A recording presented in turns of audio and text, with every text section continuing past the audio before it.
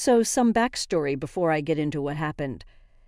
I'm a 17-year-old girl and I live with my mother, 43, and stepdad, and my two step-siblings.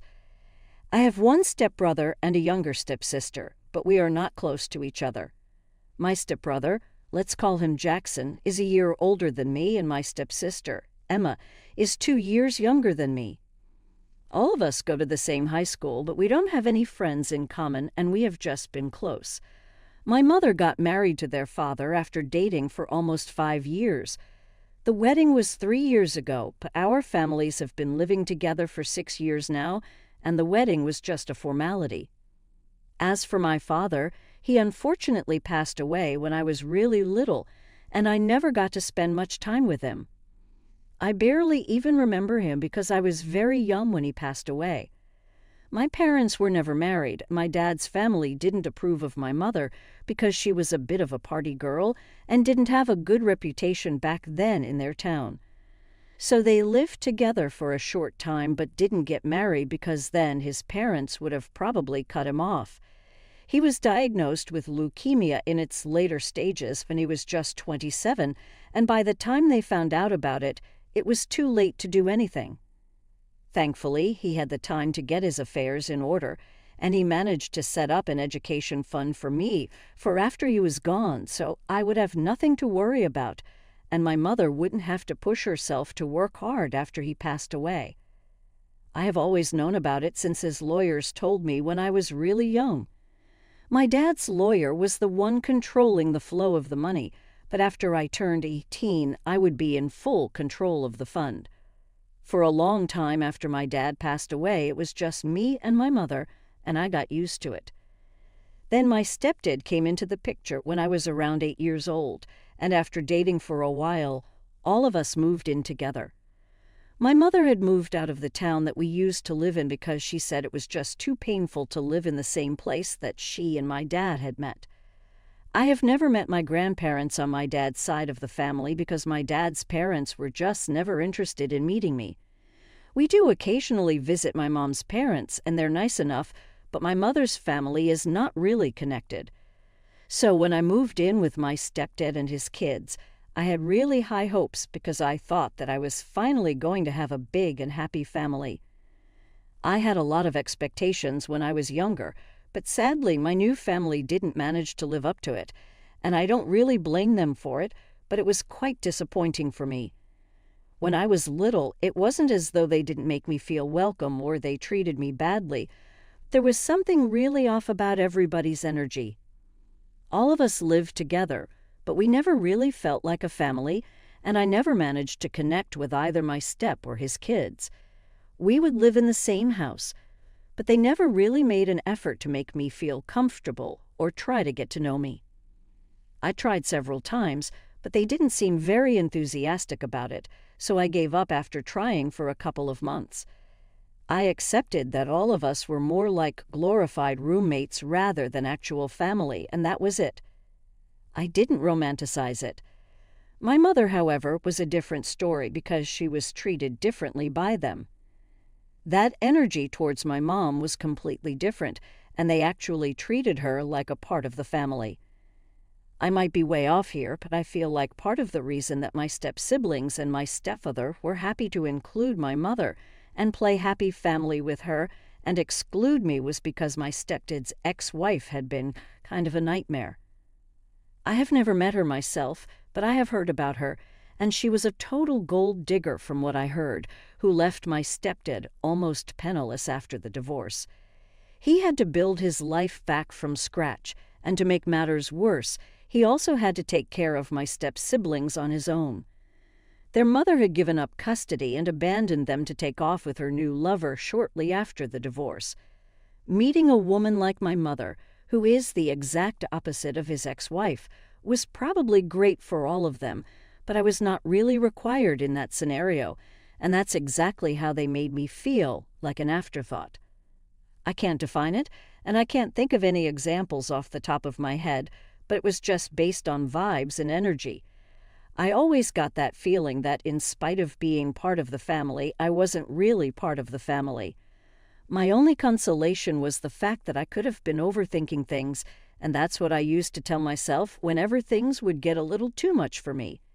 It feels weird to say this, but I was actually kind of jealous because it felt like my mother had finally found her people, but I was still on the outside. I started resenting all of them after a few years because it was like I had been left behind or something. I never brought it up with anybody because it always just seemed petty and meaningless, so I didn't want to make a big deal out by saying anything about it, and that's how life was. I wasn't okay with it, but I was content. Now, coming to what happened a couple of days ago. I have been looking for colleges for the past few weeks because I'm supposed to graduate in a few months, and I need to start sending out applications. I'm not worried about the money because, like I said, my mother had always told me that there was a fund set aside for me, and that's what I was going to use. But then a few days ago, my mother said that she needed to talk to me about something really important. She told me that my stepfather hadn't been able to save money for his kids to go to college, so she needed me to help my family out and let my step-siblings use the money for my college fund as well. Jackson had taken a gap year and was about to start college at the same time as me. So that's what the conversation was really about. Legally, my mother couldn't control the funds because in his will, my father had clearly stated that only I would be able to control where I spent my money after I turned 18. And if I'm being honest, I didn't want to share the money with my step-siblings. For starters, I didn't consider them family, and I'm sure that neither did they. And secondly, even if I didn't end up using the entire amount that my father had kept for me, I would still like to use it for myself. That kind of money could really help me get a head start and be useful to me when I get my own apartment and stuff until I started earning. When he was going to help me out, I had already saved a lot since I went to public school instead of private, and my mother didn't have to spend any money on my education so far. I was also a really good student, so I was hoping to get a scholarship in whichever college I decided to apply and enroll in. Money had never been a matter of concern for me, but now that I was getting older and I was about to turn 18 in a few months, I was starting to think about saving and earning. So giving away money from my funds to my step-siblings didn't sound like a great idea. So I told my mother that I wouldn't be sharing those funds with them because I didn't think that it was necessary. If Jackson really wanted to go to college, he could just do what millions of kids do anyway and get a student loan. My mother was not pleased with my answer, and she said that I was being selfish. But I didn't even disagree. I was indeed being selfish, and I didn't see anything wrong with it. So instead of arguing with her, I just told her that I was being selfish and it was completely fine because I didn't consider my step-siblings family. That's when my mother started screaming at me because apparently she believed that what I had said was no less than a criminal offense. It took me a few seconds to even process the fact that she was losing her mind simply because I had spoken the truth and told her that I didn't think of my step-siblings as family. The double standards were crazy because on one hand, the family had been treating me like an outsider for the past 8 years, and she had never seemed to notice it. Or maybe she didn't notice it and she just didn't care. But when it came to me, I had to consider them family and treat them as such for absolutely no reason. I tried to speak to her calmly and without screaming in her face, but there was no point because she was already going off on me and calling me ungrateful and whatnot. So I waited for her to finish yelling at me, and then I told her that she could scream at me all she wanted, but I wasn't going to change my mind. The only thing that screaming at me was going to accomplish was it was only going to alienate me even more and make me feel even less inclined to help them out in any capacity. My mother calmed down a little after I said that, and I thought that we were finally going to have a rational discussion afterwards, and I would finally be able to voice out my feelings. But that was foolish of me. I had forgotten that, in that household, my feelings absolutely didn't matter, and all that mattered was if my mother, my stepfather, and my step-siblings were happy. My happiness was not very important to any of them. So after my mother calmed down, she told me that I had a week to make up my mind, but after that, she would be forced to kick me out of the house. I thought she was joking because it was simply ridiculous, but she told me that she wasn't, and since my birthday was coming up in less than a month, she would soon not even be legally obliged to let me live with them because I wouldn't be a minor anymore. So I would be out of the house, and I would be completely on my own if I didn't agree to share the college fund that my father had specifically just for me with my step-siblings. I could hardly even believe that my own mother would say such a thing and put me in such a difficult position just for the sake of my step-siblings when I was supposed to be her own flesh and blood. She told me to tread carefully and think this over because this decision could cost me everything. And then she left the room while I sat there and tried to process what she just said. It was incredibly insulting for me to be treated that way by my own mother, and that day I made up my mind that I was going to get out of this house, no matter what the cost. So I started talking to my friends and told them that I needed help to find an apartment of my own because I was planning to move out for my 18th birthday. I told them everything that my mother had said and explained the urgency of the situation to them. I knew that once I turned 18, I would get all the money, and then I would be able to control where I spent it.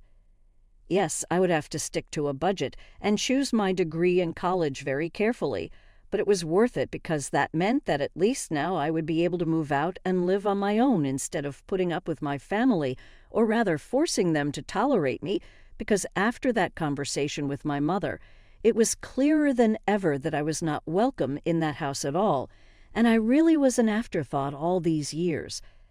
I had not been overthinking anything. In fact, I might have even been underthinking things because I really hadn't ever seen this coming.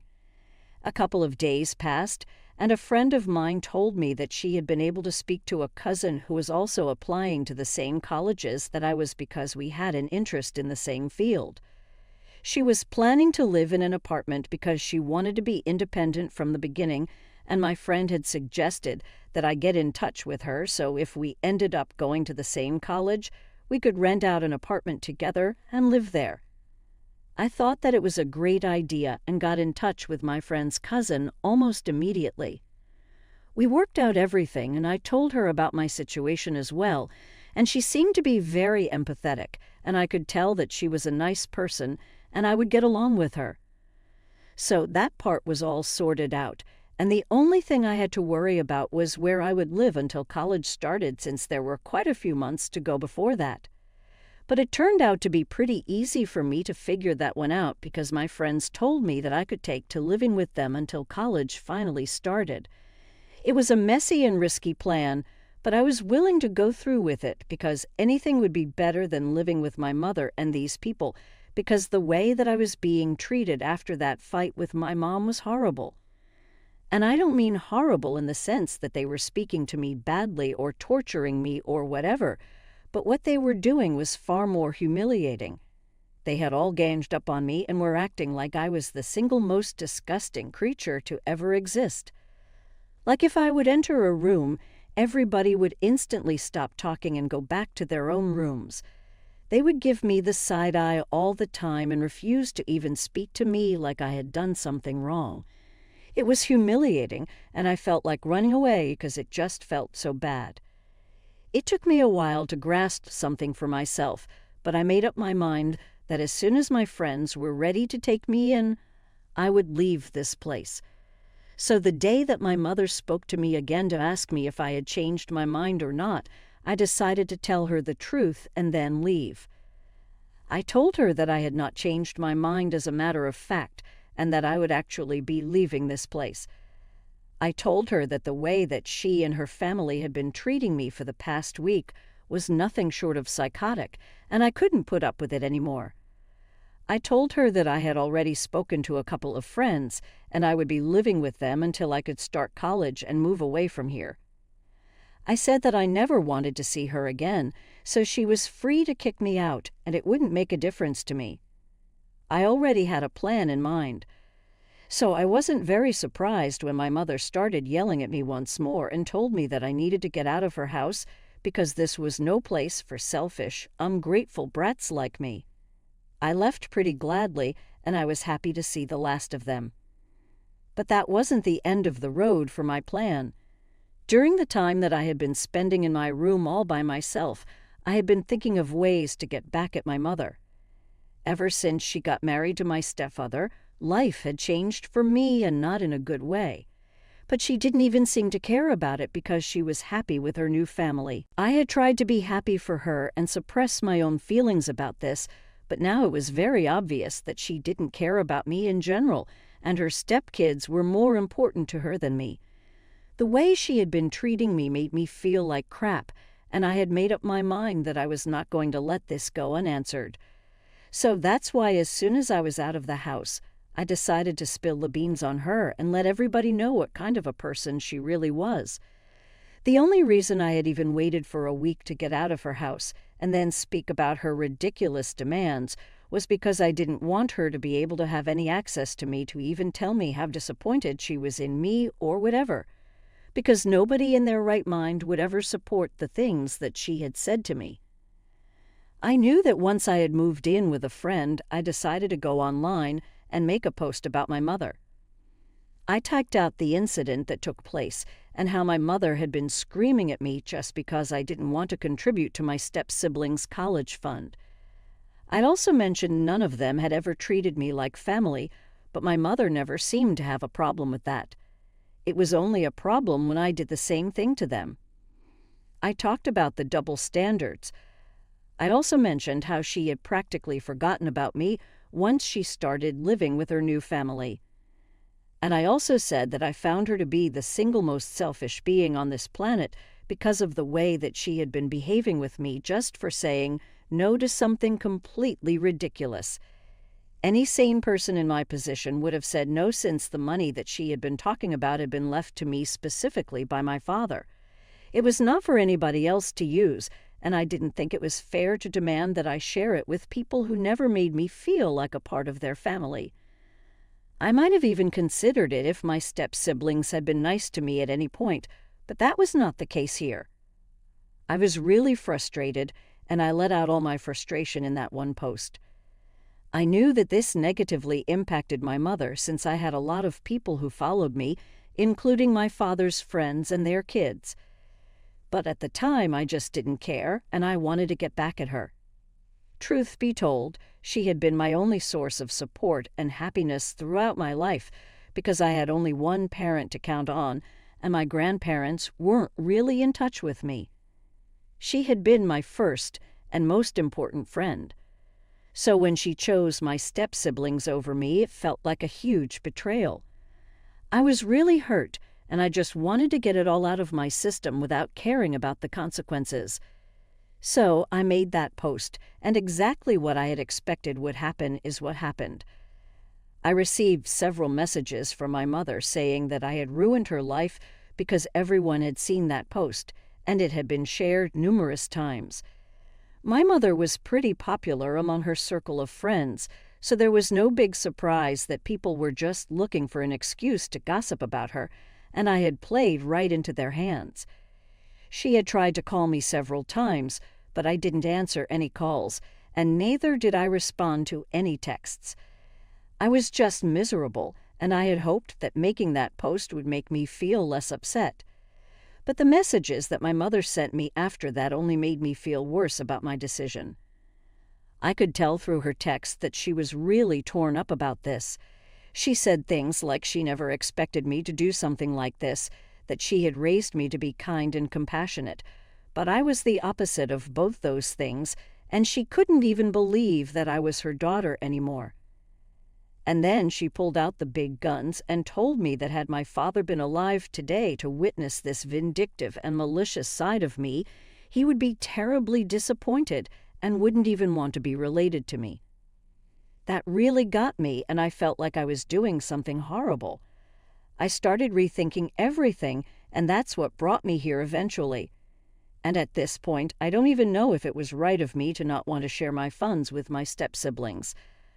I don't know if I should make things right with my mother and the others, because I don't even know if I can face them anymore after what I did. But also, this might be a very clever way of trying to manipulate me, and if it is, it's definitely working. That's why I need you guys to help me, because now that everybody has the facts, I can finally come to a conclusion. So, AITA for refusing to share my college fund with my step-siblings and then making a post against my mother. Update. 1. Hi. So first, so much for the response.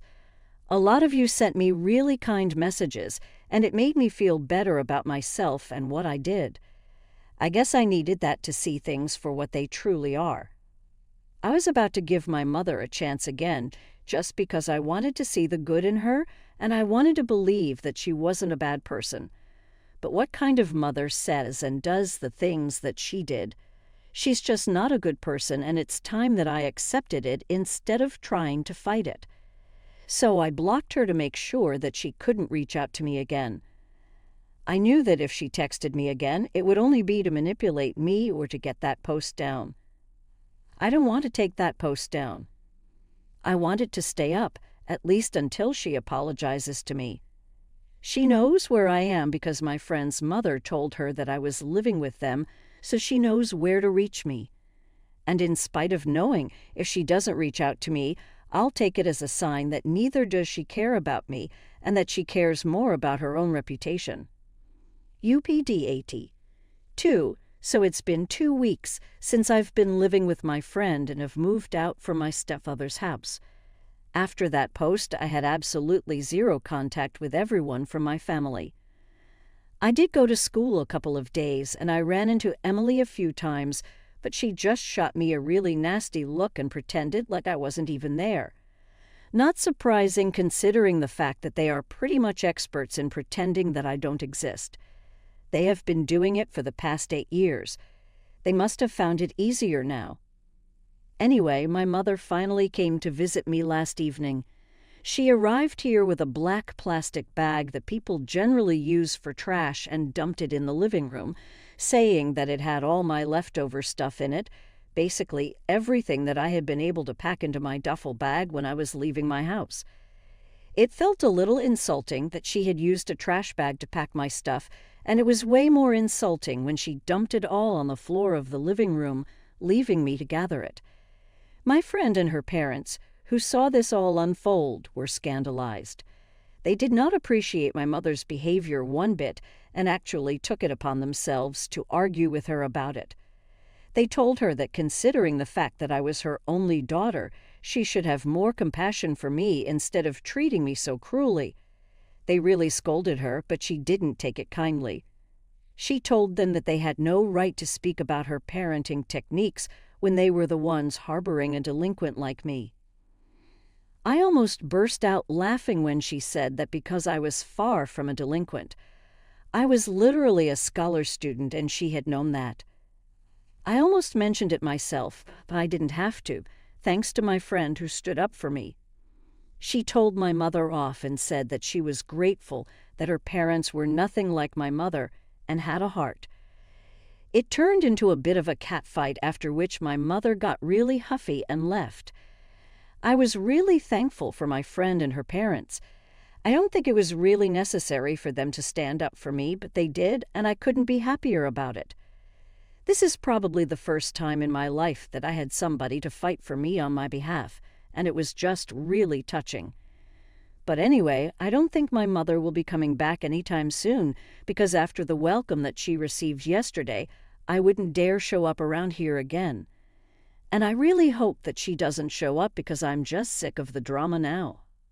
I want to move on with my life and start a new chapter, but I can't do that if she keeps showing up again and again.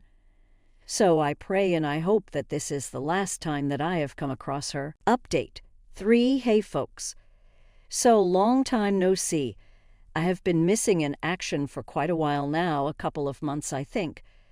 But you can't blame me for it. It was because I was applying to colleges and trying to get into a good one with a scholarship. I had been grinding really hard, and it all paid off. I'm in my first choice of school now. And yes, I'm sticking to the plan that I had come up with a couple of months ago. My friend's cousin, who was applying to the same colleges, also got in here, and we are going to rent an apartment and live together. She's a really sweet girl, and the fact that she is my friend's cousin is just a cherry on top, because this way I get to keep in touch with everyone. The last couple of months have been very difficult for me emotionally, but my friends helped me get through it all, and I can't tell you guys how thankful I am to have such people in my life. I know a lot of people who have terrible parents and families rely on their friends for emotional support, but I have tried to avoid that so far. However, now that I know how far my friends are willing to go for me, I feel like they are my family. I'm always going to be grateful for everything that people have done for me. Seriously, I don't think I could have made it this far without everybody's help, and that includes the people here who reached out to me through messages and said such supportive things to help me through this. It's just really strange and funny how my own mother hasn't even bothered to text me even once after I moved out. She didn't even care that I had unblocked her and she could actually talk to me. That's how little I mean to her. But you guys and my friends told me to have faith in myself because I could do it. It's really cute how literal strangers on the internet did more for me than my mother did. But anyway, that's all in the past now. I'm looking forward to having a fresh start here, and I'm really excited for what the future holds. Stay tuned for more stories from our legacy of revenge.